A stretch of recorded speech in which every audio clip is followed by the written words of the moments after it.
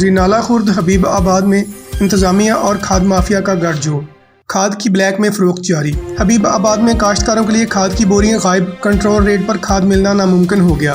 کھاد dealers mafia نے محکمہ زراعت کے افسران سے ملی بھگت کر کے خفیہ گوداموں میں کھاد رکھ کر کمیشن مافیا کے ذریعے مہنگے داموں دھڑلے سے فروخت جاری ہے، جبکہ انتظامیہ نے چپ کی چادر اوڑھ رکھی ہے۔ کسانوں کا کہنا ہے کہ ہم نے چاول اور مکئی کی فصل کاشت کر رکھی ہے، اگر ہمیں کھاد نہ ملی ہماری فصل تباہ و برباد ہو جائے گی اور ہمارا نقصان لاکھوں مالیت میں ہوگا۔ اس کے ذمہ دار زراعت افیسر اور کھاد ڈیلرز ہوں گے۔ حبیب آباد میں کھاد غائب ہے، کنٹرول ریٹ پر کھاد کا ملنا ناممکن ہے۔ ڈیلروں نے راتوں رات امیر بننے کے لیے کھاد کو اپنے خفیہ گوداموں میں رکھ کر اپنے ایجنٹوں کے ذریعے رات کی تاریخی میں مہنگے داموں کاشتکاروں کو فروخت کرنے میں لگے ہوئے ہیں۔ کسانوں کا کہنا ہے کہ انتظامیہ اپنا حصہ وصول کرنے آ جاتے ہیں پر کھاد ڈیلروں کے خلاف کارروائی کوئی نہیں کرتا۔ کسانوں نے اعلیٰ حکام سے اپیل کی ہے کہ کھاد کی فراہمی پر فوری نوٹس لیا جائے اور کسانوں کو گورنمنٹ ریٹ پر کھاد کی فراہمی یقینی بنائی جائے۔